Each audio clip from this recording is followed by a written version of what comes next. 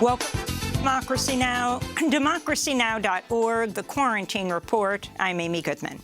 Benjamin Netanyahu is out after 12 years as Israel's prime minister. On Sunday, lawmakers approved a new coalition government and swore in far-right nationalist Naftali Bennett as its leader. If their coalition holds, Bennett will be succeeded as prime minister after 2 years by Yair Lapid, who first will serve as foreign minister. 8 separate parties from across the political spectrum form the new government, including the Arab List, which represents Palestinian citizens of Israel. Netanyahu, who's still in the middle of a corruption trial, vowed to return to power with his Likud party. We'll be back soon. Following the news of Netanyahu's ouster, celebrations broke out in Tel Aviv. But Palestinians remain skeptical of the new government and its hard-line, ultra-nationalist leader, who is the former chief of staff of Netanyahu. This is Wassel Abu Youssef of the Palestine Liberation Organization. This extreme right-wing government, which include extreme parties, will not bring other than more escalation against Palestinians and bloodshed. Palestinian blood will be the fuel for this extreme right government. Therefore, this government will not differ from Netanyahu's government. The G7 summit concluded in Cornwall, England, Sunday, as thousands of activists and protesters descended on the coastal town. World leaders failed to set firm goals on ending the use of coal and other measures to slow down the climate catastrophe. G7 members did agree on some funding goals to help the pivot away from fossil fuels and recommitted to a pledge of $100 billion a year for poorer countries dealing with the climate crisis. On the pandemic front, G7 members called for another investigation into the origins of COVID-19 and committed to a series of actions to help prevent future pandemics. G7 leaders agreed to donate a collective 1 billion vaccine doses to less wealthy nations. But the World Health Organization and others have said 11 billion doses are needed to achieve global vaccination goals. G7 leaders also endorsed a U.S.-led plan to impose a minimum global corporate tax rate of 15% and unveiled a major infrastructure plan designed to counter China's power and its multi-trillion-dollar Belt and Road initiative. This is Oxfam's Max Lawson. I think never before in the history of the G7 has there been such a big failure in contrast to what needs to be done. You know, we have a once-in-a-century pandemic, absolutely unprecedented. We have 9 years to save the planet. It's really hard to exaggerate the scale of what needs to be done. President Biden is now in Brussels for the NATO summit, where he's meeting today with the Turkish President Recep Tayyip Erdogan. Later this week, Biden will meet with Russian President Vladimir Putin in Geneva. Biden spoke from Brussels earlier today. There is a growing recognition over the last couple of years that we have new challenges. And we have Russia that is not acting in a way that is consistent with what we had hoped, and as well as China. A study has shown Novavax's COVID-19 vaccine to be over 90% effective. The Maryland-based Novavax is seeking approval from a half-dozen countries starting next month, and has pledged over 1 billion doses to poorer nations through the COVAX mechanism. The 2-shot vaccine is easily manufactured and can be stored in just a refrigerator. Vaccinated people were found to be completely protected against both severe and moderate illness. COVID cases and deaths continue to fall in the U.S., with just 2% of tests coming back positive now. California is set to fully reopen Tuesday after over a year of restrictions.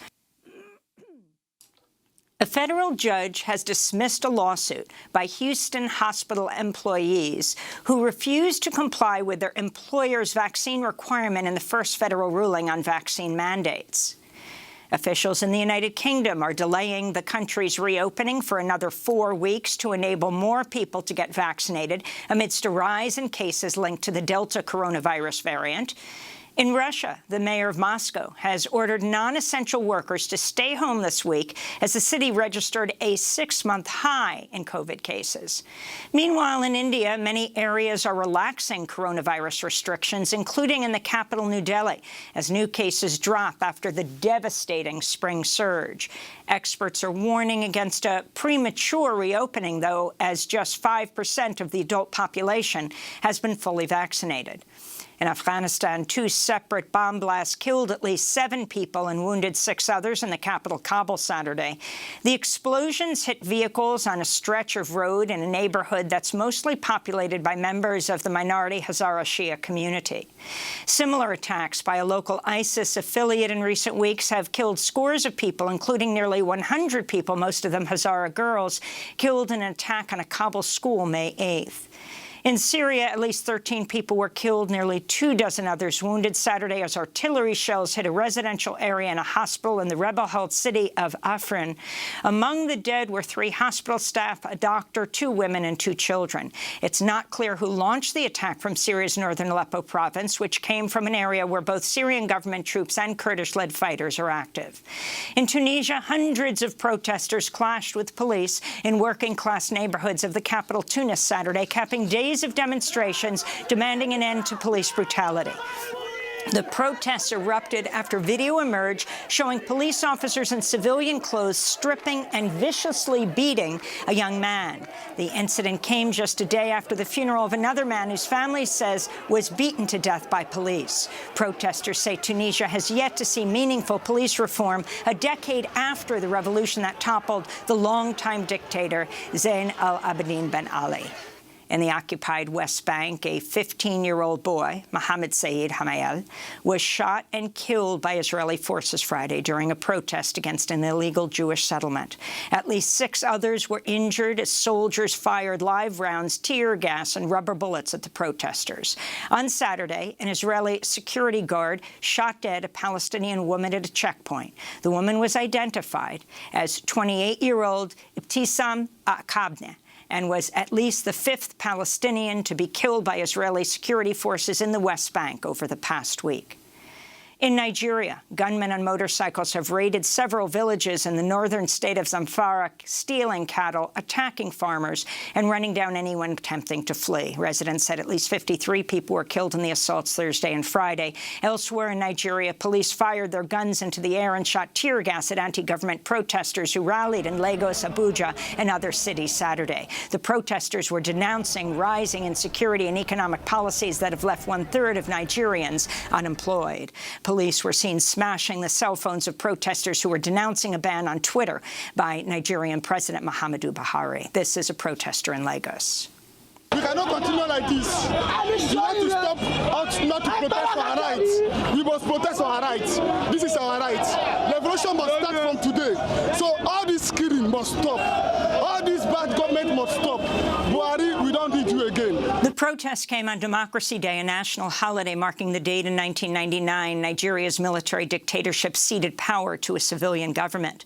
In India, a massive fire destroyed a Rohingya refugee camp in the capital, New Delhi, leaving hundreds without homes. No casualties were reported. Some 40,000 Rohingya refugees live in refugee camps across India, but the Hindu nationalist government has been arresting and threatening to deport members of the persecuted community. Some refugees from the burned camps say the blaze may have been an act of arson.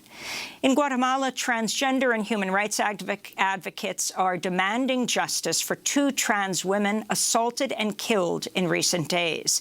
28-year-old Andrea Gonzalez was shot to death in Guatemala City Friday. She was a leader of the organization O-Trans, Queens of the Night, which denounced local media for dead-naming and misgendering Gonzalez when reporting news of her killing. In a statement, O-Trans said, quote, "The murder of our friend Andrea has hit us deep inside. We've lost a fighter, an undisputed leader." Ceci Ixtapa, also a member of Queens of the Night, died just before Gonzalez over injuries sustained in a separate attack. Here in the United States, it was another weekend marked by mass shootings, which set off manhunts in Savannah, Chicago, and Austin. According to the Gun Violence Archive, the U.S. has seen over 270 mass shootings since the start of the year. At least 9 people were killed in mass shootings this weekend alone. U.S. Attorney General Merrick Garland Friday announced new measures at the Justice Department to help protect voting rights. Today, I am announcing that within the next 30 days, we will double the division's enforcement staff for protecting the right to vote. We are scrutinizing new laws that seek to curb voter access, and where we see violations, we will not hesitate to act. We are also scrutinizing current laws and practices in order to determine whether they discriminate against black voters and other voters of color. At least 22 new laws restricting voting access have been passed in over a dozen states since the start of the year as Republicans and conservative Democrats continue to block crucial voting rights bills from becoming law. In other Justice Department news, Attorney General Garland is meeting with CNN, the New York Times, and the Washington Post today to discuss the Trump administration seizing records from reporters as part of a sweeping probe into government leaks. On Sunday, reports emerged Trump's Justice Department also seized the records of top White House lawyer Don McGahn and his wife Shannon. In Louisiana, an Immigration and Customs Enforcement jail has been put on a communications lockdown after imprisoned women led a protest in response to a possible exposure to tuberculosis and medical negligence. Women held at the South Louisiana ICE Processing Center in Basile revealed to The Intercept last week that a prisoner had reportedly tested positive for TB and that guards had ordered a quarantine. The women refused to comply, protesting the conditions inside the ICE jail. In retaliation, guards took away their phones and tablets so they wouldn't be able to communicate with the outside world. Last year, the jail took similar measures against women who spoke out against its response to the pandemic.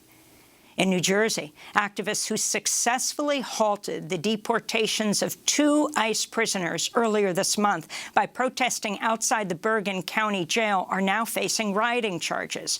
Record heat is set to grip the Southwest this week, with excessive heat warnings issued in at least 8 states and temperatures soaring to more than 120 degrees Fahrenheit in some areas. The extreme heat is likely to exacerbate wildfire risks and the ongoing drought, which now affects over a quarter of the western United States. Nearly 2 million people in Northern California are under a water shortage emergency.